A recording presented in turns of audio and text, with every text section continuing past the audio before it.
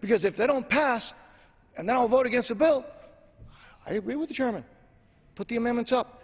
If the amendments don't pass, even with the support of the chairman and the ranking member, and then there's good reason for the ranking member to vote against it. But to withdraw an amendment when you have everybody's support, when you're pretty much guaranteed, I mean, it's a guarantee. Gentleman's recognized for additional 1 minute. Thank you. You're pretty much guaranteed, as much as you are in this process, that they're going to pass because you have the ranking member on one party and the chairman who have worked with the ranking member. They both agree. They're non-controversial. They're ready to go. And all of a sudden, the ranking member pulls them back and says, you know, for some reason I'm going to pull them back because if they don't pass, I'm going to vote against the bill. Well, bring them up. If they don't pass, vote against the bill. But you won't know in the democratic process if an amendment's going to pass, even if the chairman and the ranking member agree with it, until you bring it up. So I would respectfully suggest that the ranking member, who I admire, just bring up the amendments. The chairman has supported them. In the Rules Committee, he's supporting them now. Bringing up. Let's hopefully work on getting the votes, because he is working with you to try to get the votes. If they don't pass, vote against it, but the chances are they're going to pass. Let's let the democratic process go forward. And again, I commend this chairman for keeping the tradition of not bogging down in partisan politics. Mr. Chairman, you are to be commended for that. Thank you, sir. The gentleman's time has expired. The gentleman from California reserves. The gentlelady from the District of Columbia. For purposes, gentlelady rise. I take such time as I may require. Gentlelady's recognized. I wish that the chairman, he and I have had a very cordial and amicable relationship. I only wish that he could guarantee that my amendment would in fact pass. I'm afraid that watching his caucus in operation for a full year, when they could not even agree whether or not the United States government should go into default, I can't blame him for not being able to guarantee that would pass. But let me say why taking my chances that they would pass, even given his good faith hoping they would pass, is not enough. If he, in fact, wanted to make sure that the amendment passed, then he, of course, would be on the amendment. Instead, he does something curious indeed. He looks at my amendment, dissects it, takes the part of the amendment that he regards as less controversial, and on his side, both parts will be controversial, but as less controversial, and he says, I take this part. It's exactly like the homeless part of the so-called Norton Amendment, but the other part that I testified to in Rules Committee, I am not identified with that amendment on this floor.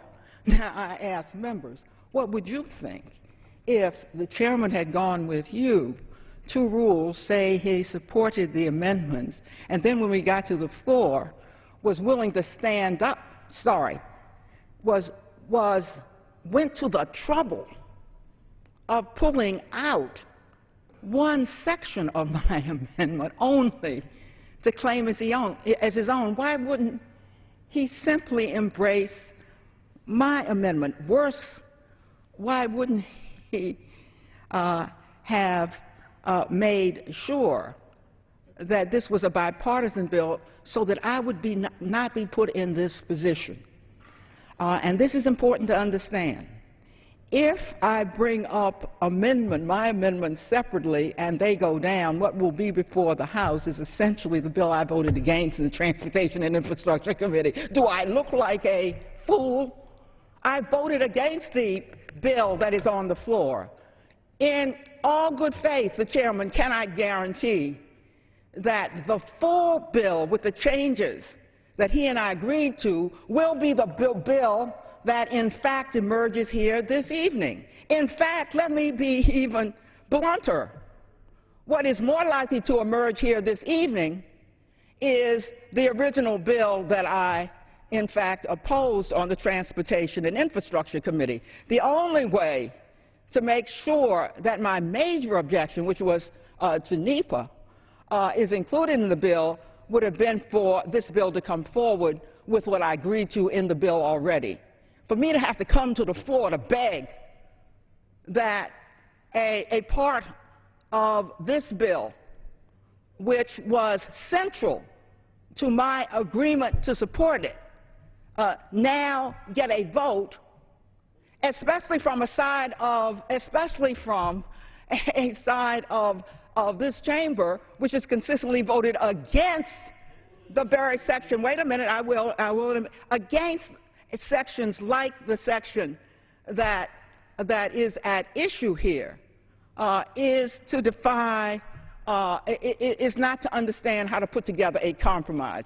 If you got a compromise, you come to the floor, you don't take out part of what the compromise was about, leave the other so that she can fend for herself on the floor, knowing full well that the chances of getting that part of the amendment passed are, based on past experience, not very great. The reason I oppose it is because I believe that perhaps with, I don't know if other amendments on the Democratic side will be accepted or not, but I believe that as it now stands, the bill will look essentially like the bill that I spent all year opposing, because my major reasons for opposing it have not been incorporated in the bill that will be the final bill voted on. And if I were to depend only on an amendment on this floor to get this provision, which has always been controversial on their side in the bill, then I don't think there's anybody on that side who would guarantee that on their side my amendment with the NEPA provision would in fact pass. In that event, what I would be left with is the very bill that I have voted against for an entire year, and that is why I object to the way in which this bill has been handled. Does the gentlelady reserve her time? I reserve. Gentlelady reserves. The gentleman from California. What purpose does the gentleman from California rise? Oh, thank you, Mr. Speaker. Well, we're talking a lot around this issue. She wants a guarantee. Let me give you a guarantee. She can bring her amendment up right now. We'll do it on a voice vote. It will be in the text of the bill within 30 minutes, and that is exactly what we will be voting on tomorrow. Very simple. We have the votes. We want the amendment. We want the Democrats' support and want this to be a bipartisan bill. So all she has to do, bring up the amendment right now, we'll voice vote it, and it'll be part of the bill. So now really the question is, do you or don't you want the bill? I want the bill you and I agreed upon, Mr. Chairman, and that was a bill that had NEPA in it and that had homeless in it. And let me ask you, why did you come forward with an amendment that only has the homeless in it? Well, that is the exact mirror image of the homeless section of my bill, but you did not include the NEPA section. Gentleman from California. Reclaiming my time. I have a second amendment just in case, unfortunately, trust leaves this room. In the unfortunate case that somebody does not offer their amendment, I've got my own. But I am happy to withdraw my amendment and voice vote her amendment right here so it's in the bill and we have the bipartisan agreement. I'm not sure what the concern is. You want a guarantee? Here is a guarantee. Let's do it. Bipartisan. Let's get unanimous support out of this House and show the American people we can agree on cutting waste. We can agree on creating jobs. We can agree on selling some of the things we just don't need. At this time, Mr. Speaker, I'd like to yield 3 minutes to the gentleman from Pennsylvania. Gentleman from Florida. Yes, Mr. Chairman, is it not true that if this language would have been in the bill, that there's no guarantee that somebody would have not done an amendment in the Rules Committee to take it out, so that there's no more different guarantee if it was in than if it was out? Is that not true? Not stated a proper inquiry. Thank you, Mr. Chairman. It's a matter for debate here in the House. The Chair recognizes the gentleman from Pennsylvania for 3 minutes. And I thank the Chair, and I also thank the gentleman from California. I do stand in strong support of the Civilian Property Realignment Act. Now, I'll tell you why. I come from the private sector, where sometimes assets become liabilities. And an asset becomes a liability when it costs you so much to insure it, secure it, and maintain it that it no longer serves the purpose it was originally designed for. And when you look at this, I look at this as almost as a TV show. I haven't seen it, but they tell me it's called The Hoarders. This is where people hoard things that they have no use for, but it takes up all space in their house and it takes up their personal wealth. And we are looking at a situation right now in this country where we have to reduce the size of government, reduce the cost. Why? Because it's the hardworking American taxpayer that foots the bill for all these properties that are being unused or underused. Wouldn't it just make sense to take them from the liability side and put it on an asset side? It no longer will cost the American taxpayers money to secure, insure, and maintain. It would go into the private sector, would create jobs. These people would convert these into a use that makes more sense for today. They would start paying taxes on it. This is a win-win situation for the American taxpayer. And I would submit to you, if this were not a re-election year, we would not be going through these gymnastics in this House of things that make absolutely no sense to the people who pay for them. That's the American taxpayer. And after sitting here for 1 year and watching this ridiculous tennis match and trying to figure out if we really came to reduce the size of government, if we really came to reduce the debt that we have, if we really came to create jobs, if we really came for something that makes sense for America, why are we wasting America's time by debating issues that don't make sense for the people that pick up the tab, and that's the American taxpayer? It is not this House that pays for it. It is those homes around our district and in this country. I have gotten to the point where I cannot stand listening to this garbage that comes out of here. It does nothing but create animosity. It does nothing to fix the situation. We have absolutely reached way past the midnight hour. So I strongly support the gentleman's bill, the Civilian Property Realignment Act. Let's change these things from being liabilities into assets. Let's take the government's foot off the throat of the American taxpayers. Let's turn this country around and make it a useful situation. I yield back my time, and I thank the gentleman. Please stand strong. We need to get these issues done. Gentleman from Pennsylvania yields back. Gentleman from California reserves. The chair would remind all members to direct their comments to the chair, and the chair would recognize the gentlelady from District of Columbia. For what purpose the gentlelady from District of Columbia rise?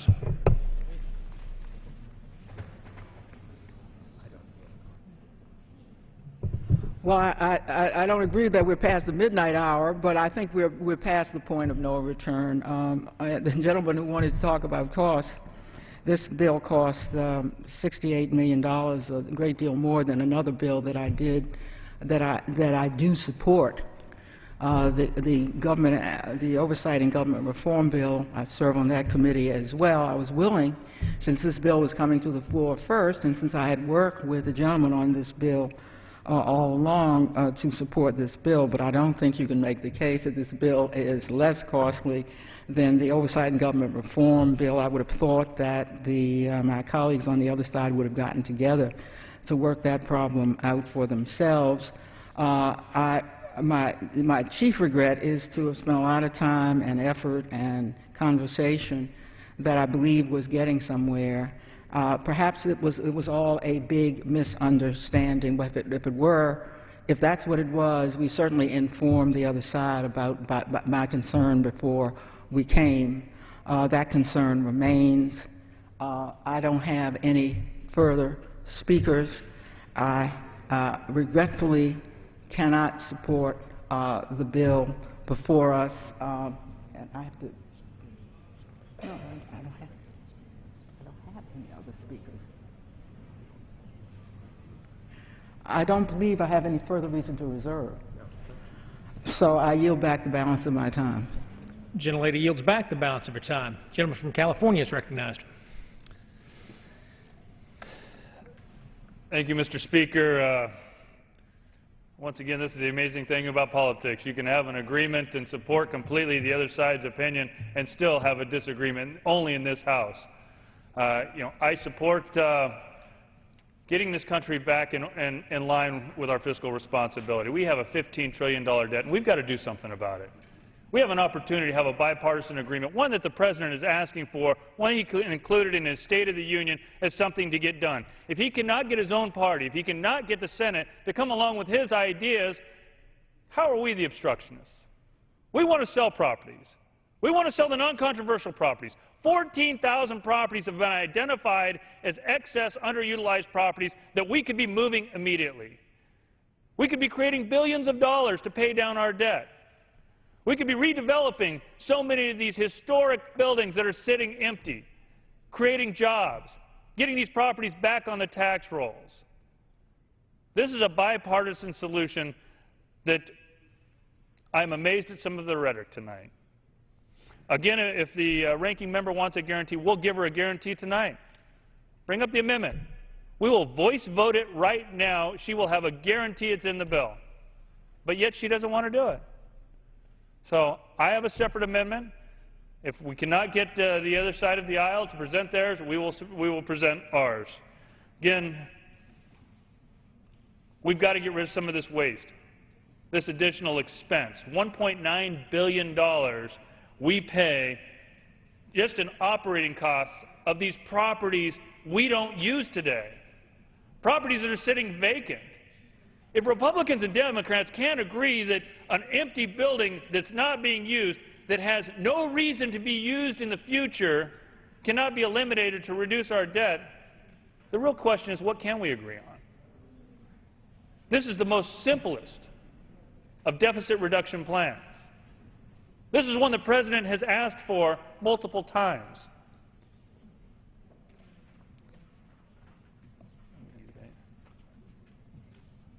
Mr. Speaker, I yield back. Gentleman, pardon me, the gentleman from California yields back his time. All time for general debate has expired. In lieu of the amendment in the nature of a substitute recommended by the Committee on Transportation and Infrastructure printed in the bill, it shall be in order to consider as an original bill for the purpose of amendment under the 5-minute rule. Pardon me. The amendment in the nature of a substitute consisting of the text of the Rules Committee print 112-11 is adopted. The further amendment under the 5-minute rule shall be considered as read. No further amendment to the bill as amended shall be in order except those printed in House Report 112-385. Each such further amendment may be offered only in the order printed in the report by a member designated in the report, shall be considered as read, shall be debatable for the time specified in the report, equally divided and controlled by the proponent and an opponent, shall not be subject to amendment, and shall not be subject to a demand for the division of the question.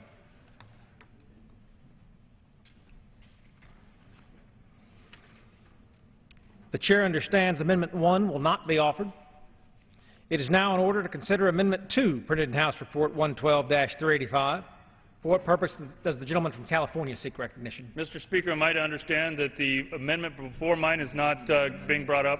Does the gentleman have an amendment at the desk? Mr. Chairman, I have an amendment at the desk. The clerk will designate the amendment. Amendment number 2, printed in House Report number 112-385, offered by Mr. Denham of California. Pursuant to House Resolution 537, the gentleman from California, Mr. Denham, and a member opposed will control 5 minutes. The Chair recognizes the gentleman from California. Mr. Chairman, this amendment reflects what was agreed to by the gentlewoman from the District of Columbia on the homeless issue. The amendment ensures that there is a reasonable review of properties for the use by the homeless. Under current law, the review process is covered by McKinney-Vento Homeless Assistance Act. This amendment applies that law in a streamlined way to civilian property realignment process created in H.R. 1734. The streamlined review process would set a clear time frame and apply to the types of properties normally used for the homeless, those less than 25,000 square feet or not more than $5 million in value. Over the 25 years since McKinney-Vento was enacted, 82 properties have been conveyed for homeless use. In 25 years, just 82 properties have been conveyed, and we want to continue to extend that, seeing that there may be other opportunities. Typically, these are small properties used for shelters and similar types of assistance. The larger properties tend to be warehouses for food banks. Given this, the amendment provides 2 triggers, one based on size and another on value, to ensure properties that may be appropriate are considered for homeless use. This is a reasonable compromise to this issue. I worked closely with the ranking member of our subcommittee, and on Friday we had agreed to this solution. Despite reversing her decision, I will move forward on the agreed-upon language. I urge my colleagues to support this amendment. Does the gentleman reserve his time? I reserve the balance of my time. Gentleman from California reserves. Is there a member opposed? Gentleman from California. I yield back. Gentleman from California yields back. The question is on the amendment offered by the gentleman from California. All those in favor say aye. All those opposed say no. In the opinion of the chair, the ayes have it. The amendment is agreed to.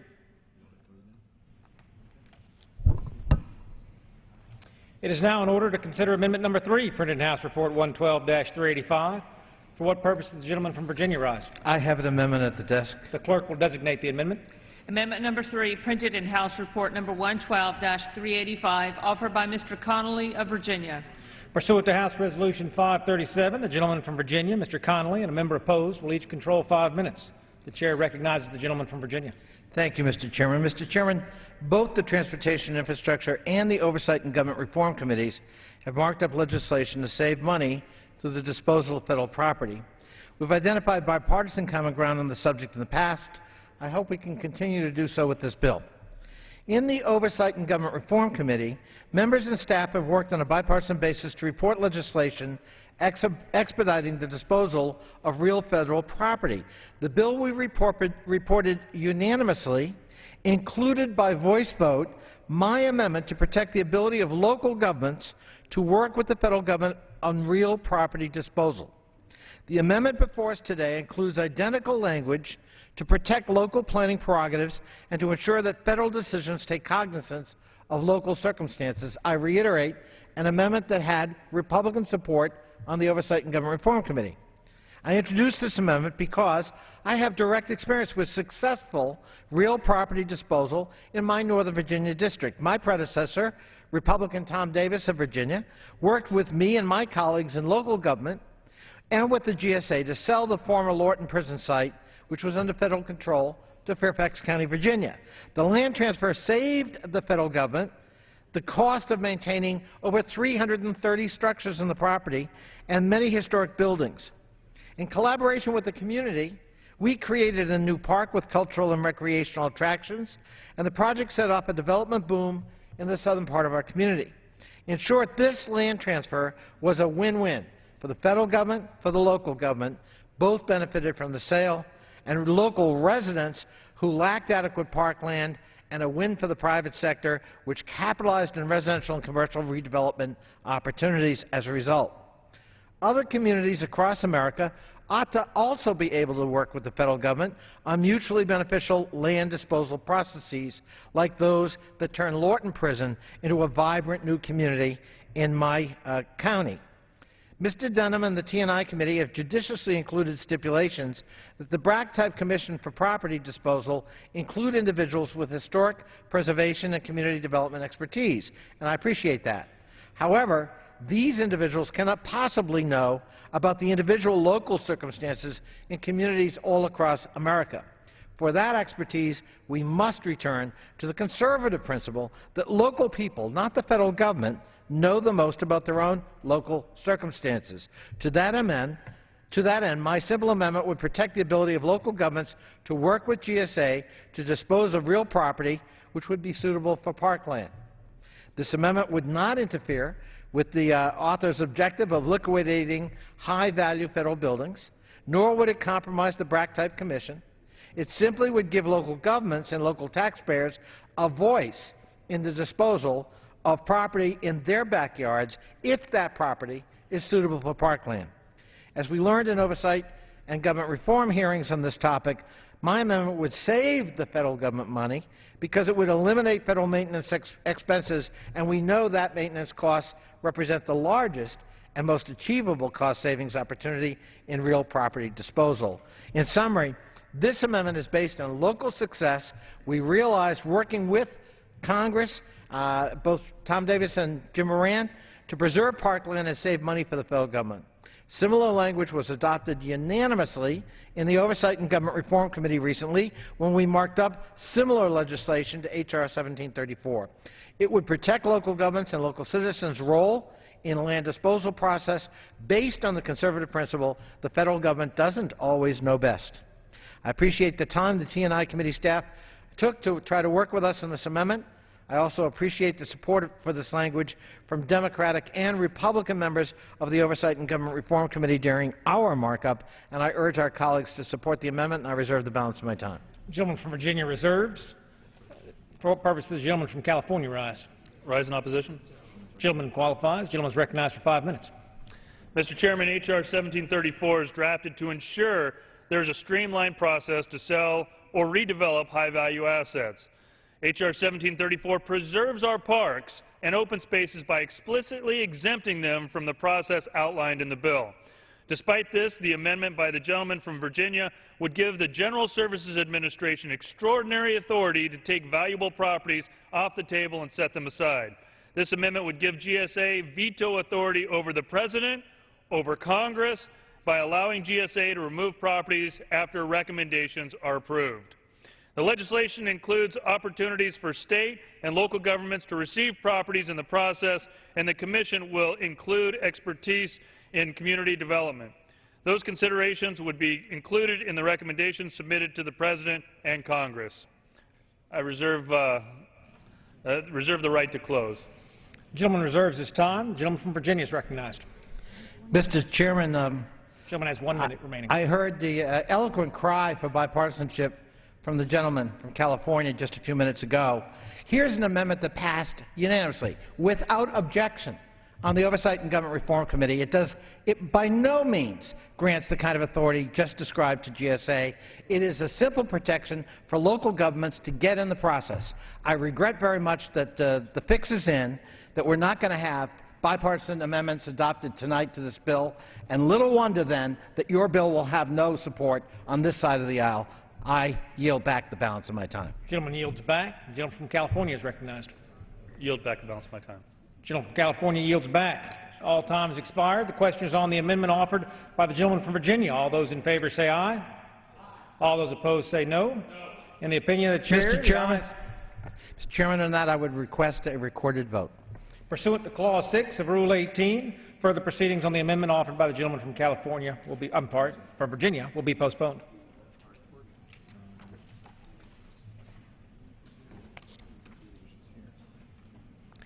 It is now in order to consider Amendment Number 4, printed in House Report 112-385. Does the gentlelady from Texas seek to offer her amendment? The clerk will designate the amendment. Amendment Number 4, printed in House Report Number 112-385, offered by Ms. Jackson Lee of Texas. Pursuant to House Resolution 537, the gentlewoman from Texas, Ms. Jackson Lee, and a member opposed will each control 5 minutes. The Chair recognizes the gentlewoman from Texas. I thank the Chair very much. As I understand this legislation, it is to establish a commission that deals with the civilian property realignment for this nation. Some 340,000 plus square feet, I understand, is within the jurisdiction of the General Services Amendment. I want to acknowledge the leadership of the ranking member on many issues dealing with property around the nation. Thank her for that leadership. My amendment is a simple amendment that expresses that the Commission or other appropriate federal agencies should conduct a public information campaign to advise small, minority, women-owned businesses of the available contracts under this particular commission and report to Congress. Just this morning, before I flew to Washington, I had a room full of small, minority, and women-owned businesses clamoring to understand how to interact with the federal government. In fact, one particular woman-owned business stood up and said that they have been certified for however long and never could get any information how to access opportunities that could be utilized by their small business to create jobs. This amendment is a sense of Congress that provides a public awareness campaign that would help to ensure that a broad swath of the small business community is reached. It is imperative that these businesses are aware of the existence of contracts. It is also imperative that the process for attaining a government contract is clear, which is why it is extremely important that the Commission, along with other appropriate federal agencies, implement an awareness campaign targeting small, minority, and women-owned businesses. I further believe there should be accountability as to which firms are receiving these lucrative contracts and a system of monitoring. Everyone has said on the floor of the House, bipartisan, Republicans and Democrats, we are for small businesses. So am I. I want them thriving, growing, surviving, and getting the information to do business with this huge federal government. This amendment, which is a sense of Congress, I believe, gives them an opportunity to play on an equal playing field. We know what will happen with a commission, that those who have always known how to access the system will be in the front of the line. Let's give these small companies an opportunity to also achieve their dreams and aspiration for the American dream. I reserve my time. I ask my colleagues to support this amendment. Gentlelady from Texas reserves. For what purpose does the gentleman from California rise? No objection. Does anyone claim time in opposition?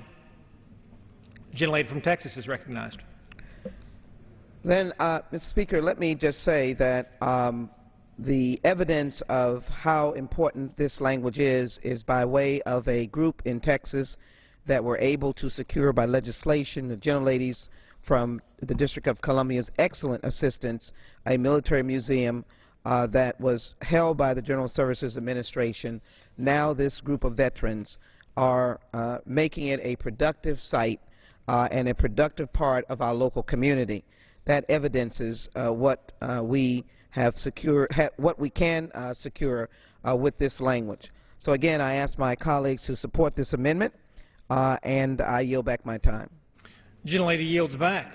All time has expired. The question is on the amendment offered by the gentlelady from Texas. All those in favor say aye. All those opposed say no. In the opinion of the chair, the ayes have it. The amendment is agreed to.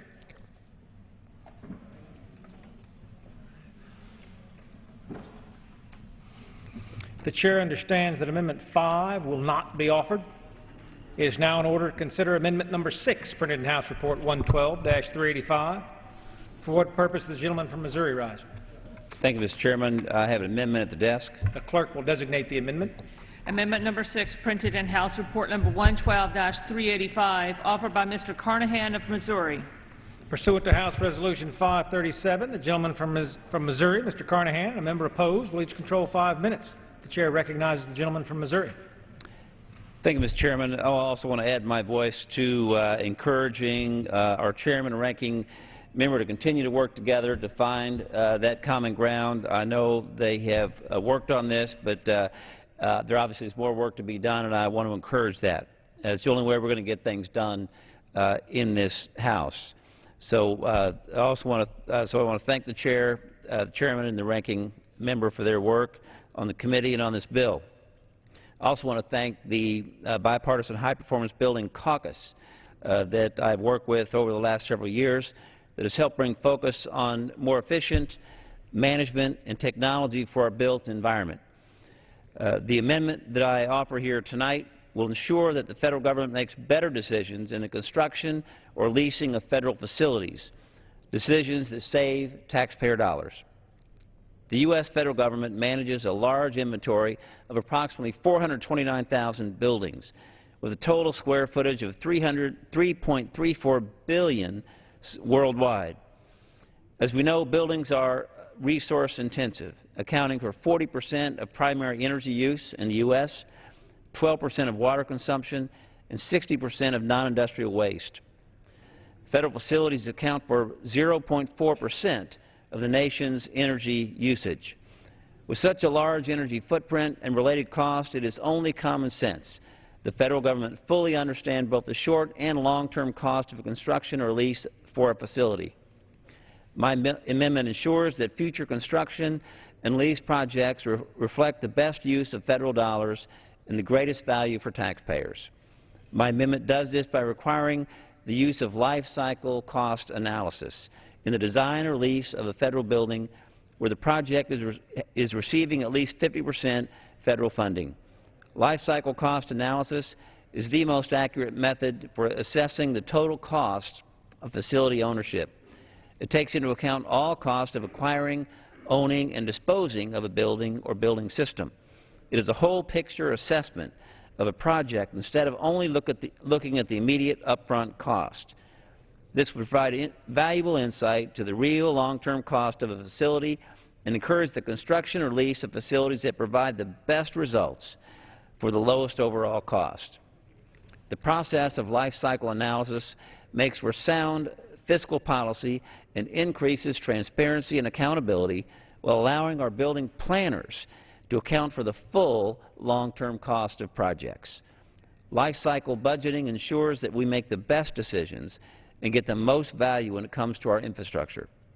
We know we know that it can be marginally more expensive to construct an energy-efficient facility, but over the long term, the same facility saves money in energy and water costs that actually make the building a better investment. My amendment will ensure that federal agencies have a complete picture and understand ongoing budgetary obligations when considering construction or leasing of a facility. Agencies should use this tool to consider the total cost of ownership of their buildings, including long-term operating life cycle cost. This amendment requires federal agencies to use life cycle cost analysis of the overall spending on design, construction, and operations and maintenance to reflect the best use of agency funds. I thank my colleagues for recognizing the importance of this issue, and I reserve for the balance of my time. Gentleman reserves. For what purpose does the gentleman from California rise? Mr. Chairman, I'd like to claim the time in opposition, even though I'm not opposed to the amendment. Without objection, the gentleman is recognized for 5 minutes. Mr. Chairman, I'd like to thank the gentleman from Missouri for his work on this amendment. Just as we saw the other Democrat amendment pass through on a voice vote, I assume we're going to see this one pass through on a voice vote as well, making both amendments actually language into the bill. Now, that could have been done a couple of other times tonight. We want to make sure we've got a bipartisan bill that both parties can agree that we want to get rid of waste, that we want to get rid of properties we just don't need, and that we actually run a more efficient government. But specifically on this amendment, again, I'd like to thank the gentleman from Missouri on his work on this, and this amendment would ensure the General Services Administration accounts for the total costs in the design or lease of a building. Very often, GSA makes decisions that bind the taxpayer to significant financial obligations when procuring space. And unfortunately, currently GSA's analysis do not take into account the total life cycle costs of the taxpayer investment. This amendment would correct this. I support the adoption of this amendment, as I've supported other adoptions tonight, and I will yield back to... I will yield. The gentleman for yielding. I rise to support Mr. Carnahan's amendment, and he ran out of time. But what I do want to say is that I've known the gentlelady from the, if you would, the District of Columbia. First of all, I see a lot of comedy and collegiality on the floor tonight. I've known the gentlelady from District of Columbia for a very, very long time. And Mr. Carnahan said something that struck my conscience, and that is we're able to master this legislative process that allows us to negotiate into the moment that we might get this on the floor, which I understand may be tomorrow. I would encourage whatever is possible to do. Mr. Denham, you have gotten to know you, and whatever is possible for a bill as important as this. You mentioned the possibility of language reconciliation. I cannot speak for the gentlelady from the District of Columbia. I don't intend to do so.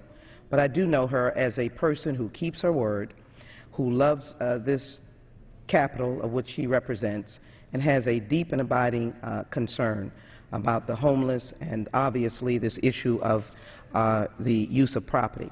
I only entreat you to see what is possible as you have debated on the floor this evening for Mr. Carnahan and my amendment. I would encourage that there be further discussions if you and the gentlelady can secure that opportunity. I think both would be able to hopefully have dialogue, but I do want to have on the record my high esteem and respect for her leadership on these issues. You're very kind to have yielded to me, and I yield back to the gentleman from California. Thank you. Reclaiming my time. I support the amendment. Look forward to a bipartisan support on the bill tomorrow morning. This is something that taxpayers need. This is something that will help us to reduce our debt in a way that Republicans and Democrats can come together and work on something on a bipartisan level and actually give something back to the President that he's asking for. I yield back. The gentleman from California yields back. The gentleman from Missouri has 1 minute remaining. The gentleman from Missouri is recognized. I want to thank the gentleman for his remarks, and the ranking member has asked for the remaining 1 minute of my time, so I would yield to our ranking member. Gentlelady from District of Columbia is recognized. Well, I support the Carnahan amendment, and I just wanted to indicate that the agreement was that in the base bill, we would have a bill that Democrats and Republicans would support. What we have here is a bill that somehow Republicans are divided on and Democrats are expected to somehow carry over the finish line. If in fact this bill had come as a base bill, I think you would have Democrats in larger numbers supporting this bill. Whatever Republicans wanted to do with the fact that the base bill did not always conform to exactly what they would have wanted would have been made up for on my side. And I thank the gentleman for yielding. Thank you, Mr. Chairman. I yield back. Gentleman's time has expired. All time has expired. The question is on the amendment offered by the gentleman from Missouri. All those in favor say aye. All those opposed say no. The opinion of the chair, the ayes have it. The amendment is agreed to.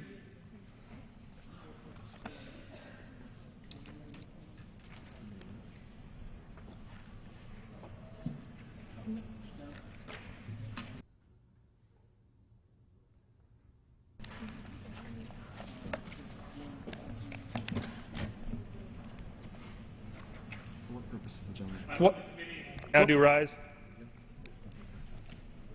The question is on the motion that the committee rise. All those in favor say aye. All those opposed say no. The opinion of the chair, the ayes have it. The motion is adopted. Accordingly, the committee rises.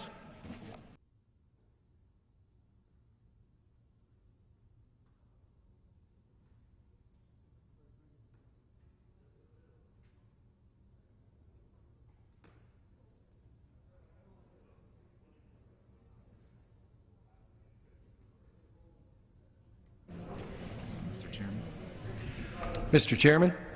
Mr. Speaker, the Committee of the Whole House, the State of the Union, having had under consideration H.R. 1734, directs me to report that it has come to no resolution thereon. Thank you. The Chair of the Committee of the Whole House on the State of the Union reports that the committee has had under consideration H.R. 1734 and has come to no resolution thereon.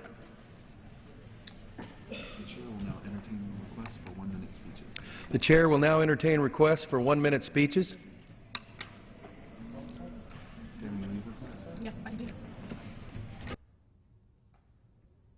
The Chair lays before the House the following personal requests.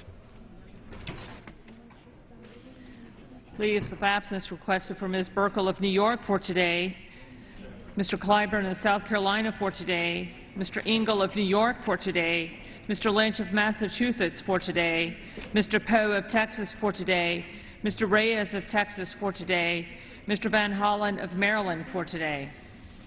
Without objection, the requests are granted. Under the Speaker's announced policy of January 5, 2011, the gentlewoman from the Virgin Islands, Ms. Christensen, is recognized for 60 minutes as the designee of the Minority Leader.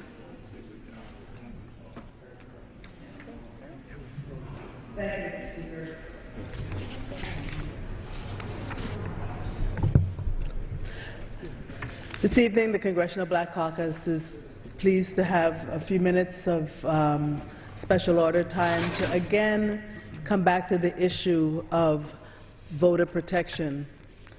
As we know, many states have either passed laws restricting voter participation in elections or are in the process of doing so.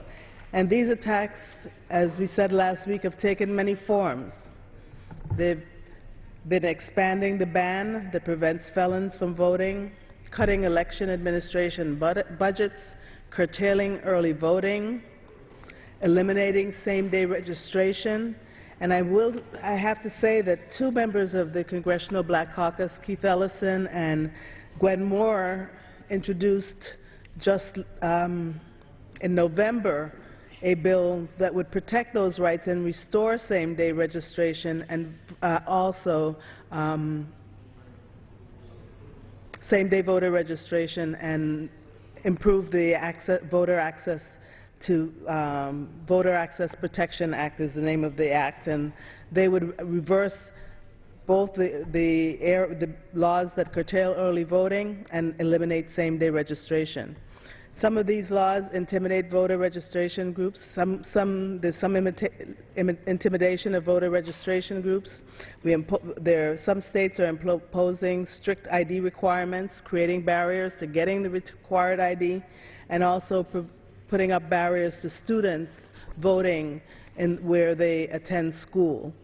But tonight I'm going to be joined by several members, beginning with Congresswoman Sheila Jackson Lee from Texas, to again begin to raise the country's awareness of some of the voting restrictions that are being put in place across this country, and to let the public know that the Congressional Black Caucus, just as we did last year, go across the country to raise the country's awareness of the need for jobs and actually having job fairs where we actually put people to work. In several cities across this country, we matched people that were out of work with jobs, and we're still waiting for this Congress to pass job legislation, the American Jobs Act, and many of the other pieces of legislation that the CBC and other members have put forth.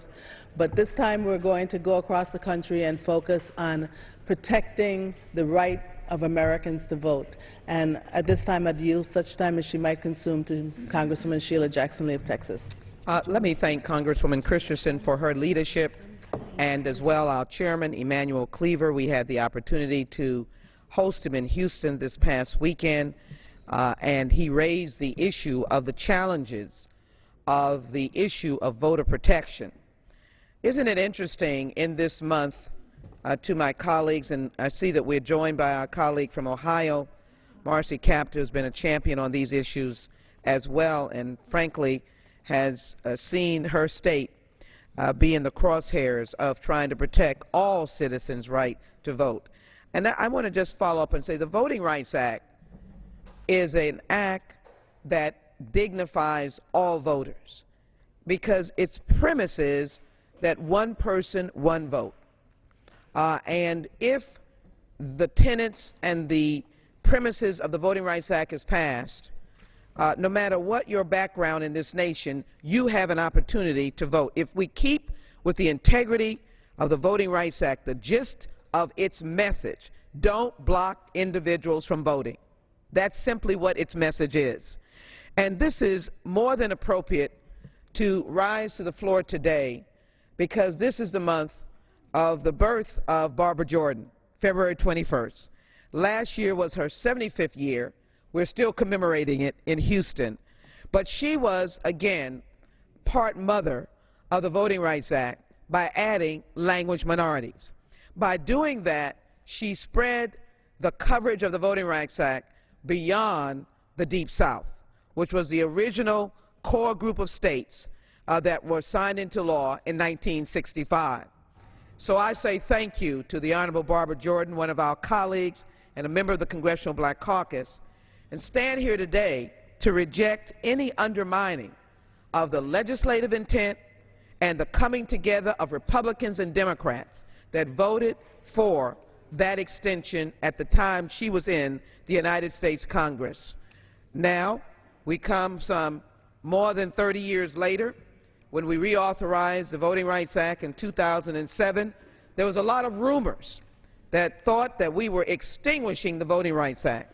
In fact, I want to put on notice all of our colleagues that the Voting Rights Act is always, in essence, in the crosshairs, in jeopardy, or when I say that, for people who believe wrongly about the Voting Rights Act.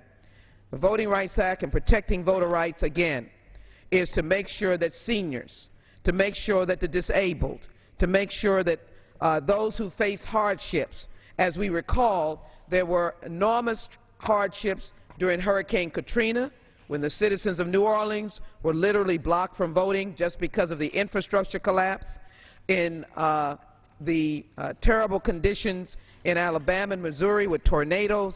I recall the infrastructure of the 2004 election in Ohio, when our late and dear colleague that worked so hard along with Marcy Kaptur, Stephanie Tubbs Jones, to thwart the breakdown of machines. I remember it well. We came to the floor.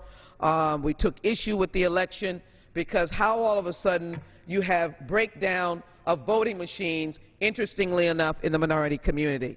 So this issue of voter protection is far-reaching. It is not necessarily as clear-cut as someone would like to say. It's for those people. It's not for those people. In fact, it is for all Americans. And right now we have a dilemma. And the dilemma is that we have an epidemic. Some 40 states have passed what we call voter ID. Texas happens to be one of those states.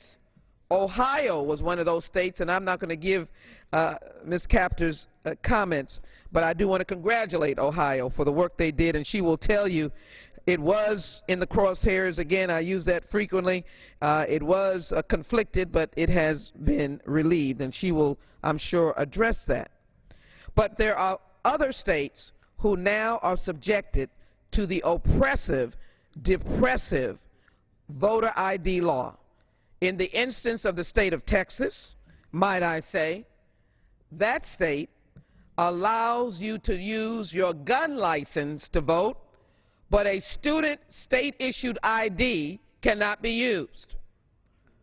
Elderly people now have to travel miles, many of them born with midwives, missing birth certificates, as my mother, who held on to her voting card that she legitimately got to the end of her life, but could not vote today because try as we may for Ivelita Jackson to find her birth certificate, we went halfway around the world and still were not able to secure a certified copy of her birth certificate. I knew she was born because she lived. And then I had seniors in my own district in a wheelchair where they went with their family members to the sites of where they're to get their voter ID, waiting long hours. Right now in the state of Texas, Congresswoman, we don't have an election date. We don't even know what to tell our constituents about getting a voter ID because, thank goodness, if I might say, we're now presently being reviewed by the Department of Justice to whether to pre-clear or not pre-clear this voter ID law. I hope that truth will prevail, that it is depressive, oppressive.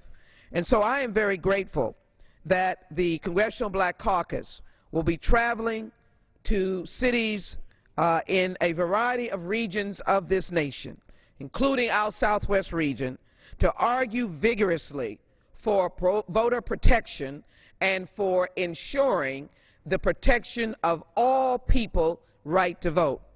I hope, as we experienced in 2010, that the King Street Patriots, who plagued our inner city precincts, many of whom I saw, will not intimidate our voters. I hope that when the selection comes for poll watchers and others that come into our voting areas, minority and poor areas, people who have the right to vote, that we will be there protecting everyone's right to vote. Let me be very clear. Poor is not a respect of color. It impacts all. And poor people who have a difficulty in going somewhere to get a voter ID, and in some states paying $40, a new poll tax, or can't get off work, that's voter protection. You would imagine that there are people who work who are afraid to ask their bosses for the allotted time off for them to be able to vote. Our efforts, the Congressional Black Caucus, joined with our colleagues, is going to stand up for each and every American.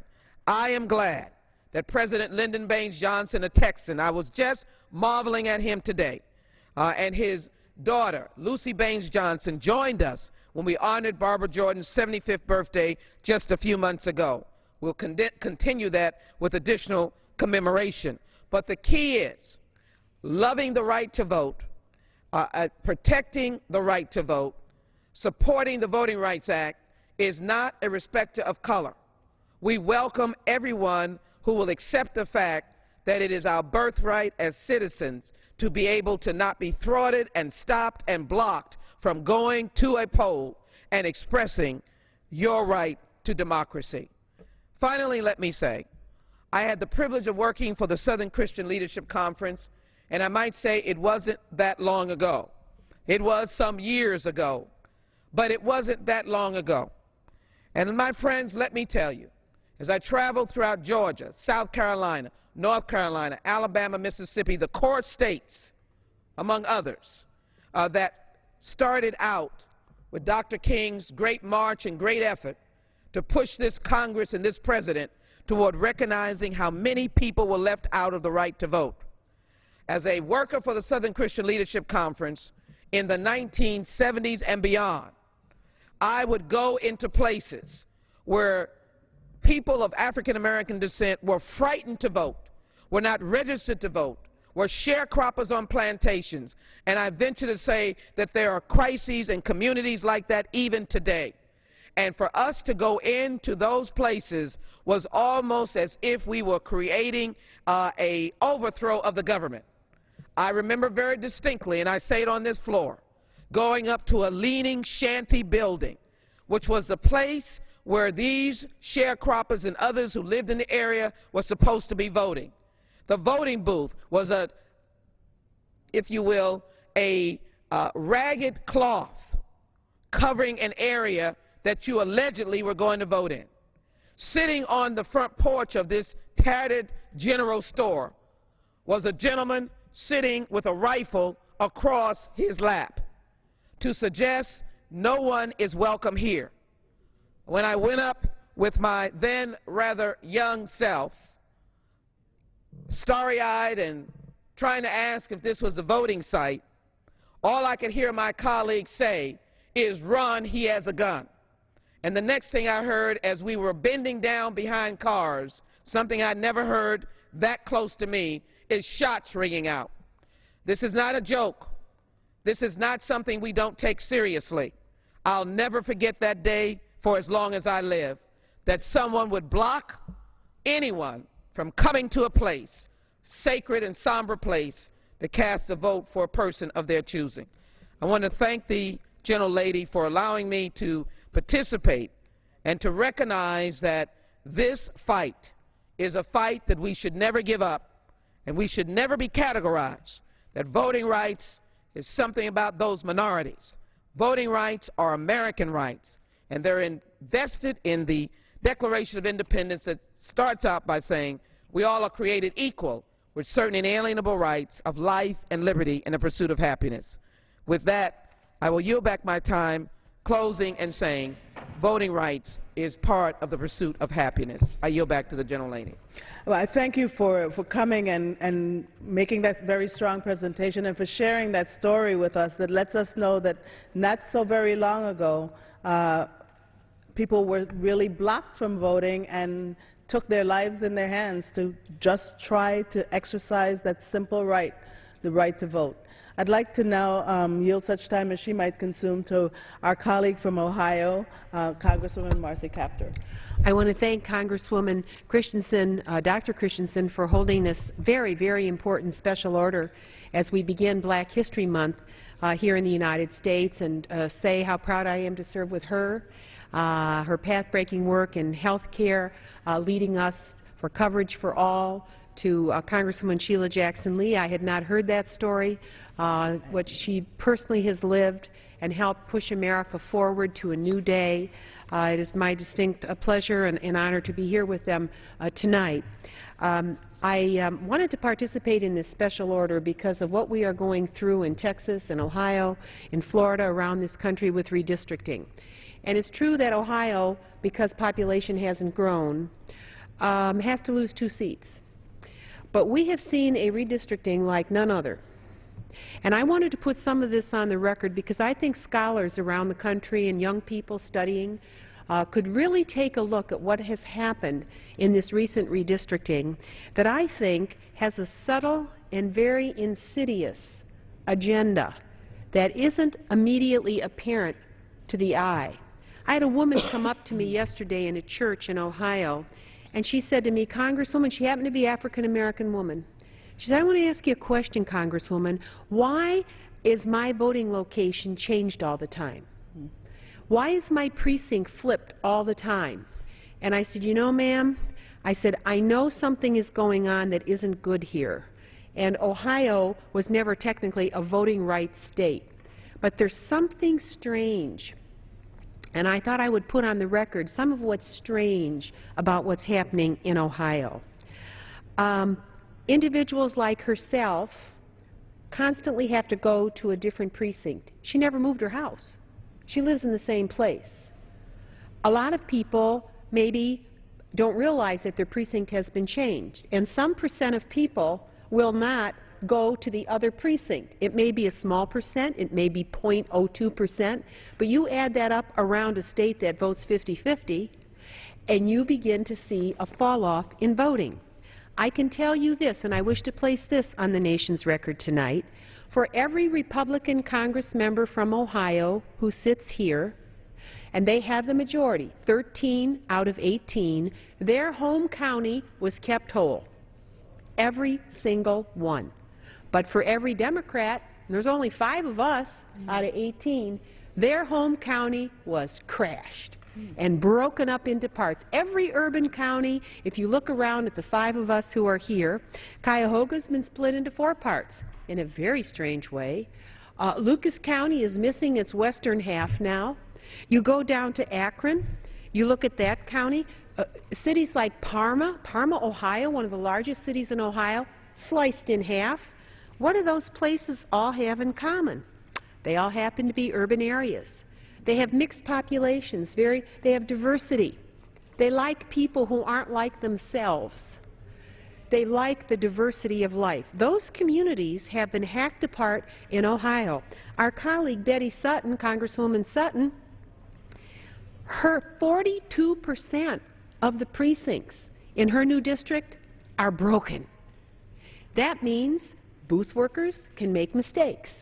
More than one member of Congress is running in that precinct. Sometimes as many as 3 are running in the same precinct. When that goes on the ballot, do you realize how much confusion? Even if everybody has an IQ of a gazillion, somebody's going to go in that booth and put the wrong vote on that ballot because of confusion with so many members running in the same precinct. Booth workers will make mistakes. And just like the woman I mentioned at the beginning whose precinct keeps changing, though she hasn't moved, there's a certain percentage of error involved in that. And it's happening in the Democratic areas, not the Republican.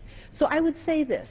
I would ask those who are listening tonight to think about really peeling apart the layers of this redistricting in places like Texas, in places like Ohio, and look at the subtleties and the insidious nature of the type of gerrymandering that's being done around the country. Communities are being hacked apart. Communities of interest are being hacked apart. Doesn't Parma, Ohio have the right to be its own city?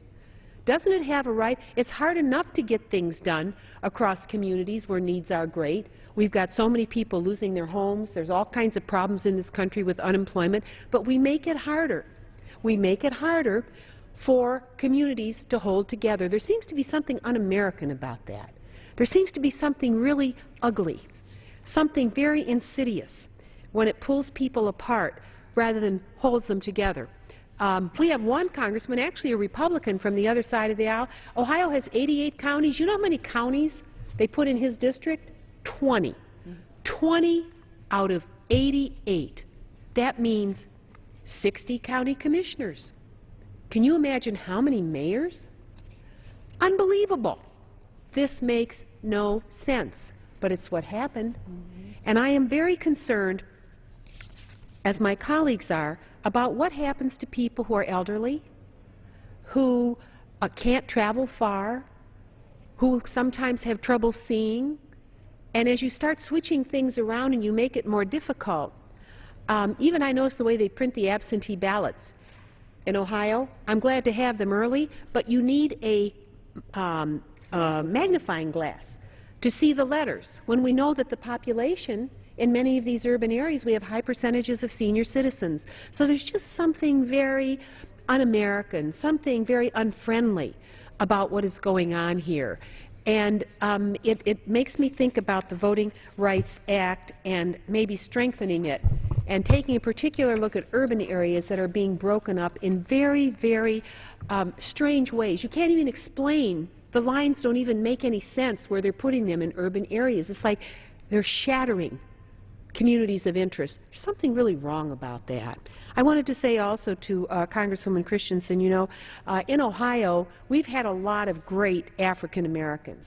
I've had the opportunity to serve with some of them here, and I'd like to place in the record tonight the names of some of them in honor of Black History Month, and if you would just give me an extra minute and a half or so.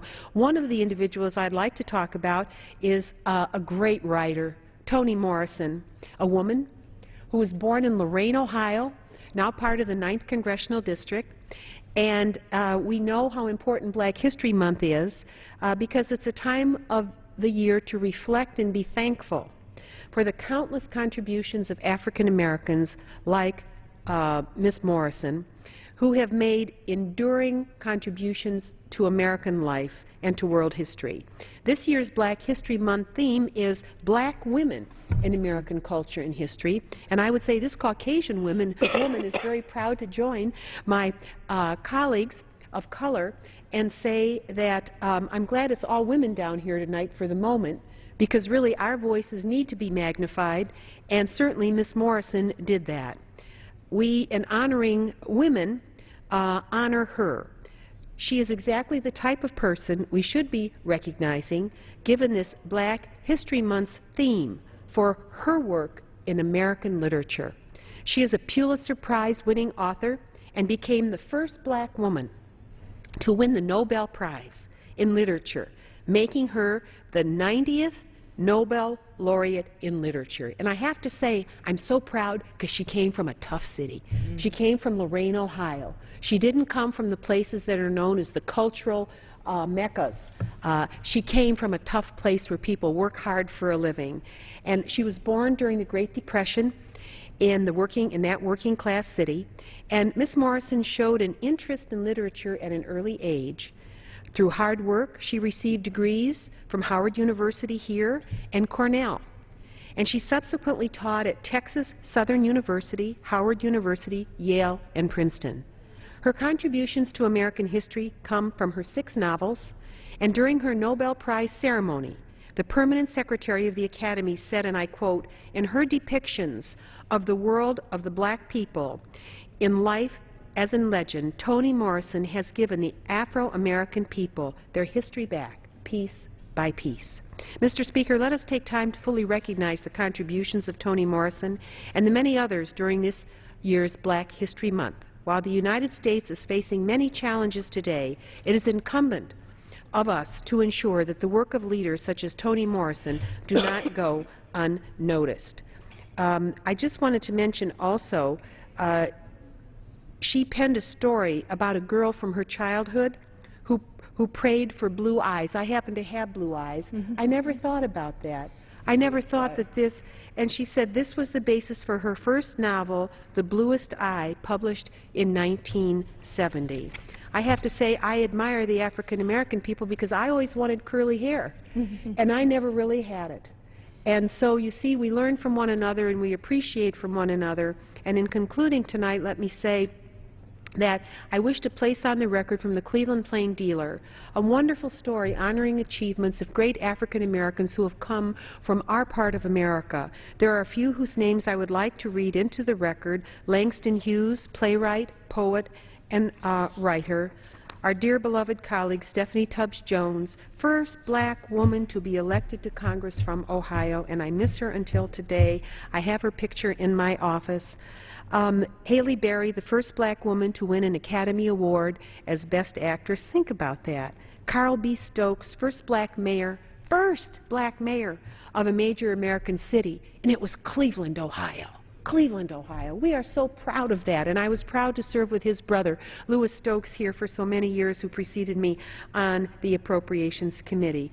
I could go on, Mr. Speaker. There are others who wish to speak tonight, but I have to say I'm proud to be an Ohioan, one of the states that was always a free state, home of the Underground Railroad as it came through, and people disembarked and escaped for their lives to places like Canada through northern Ohio, through the communities that I am privileged to represent now.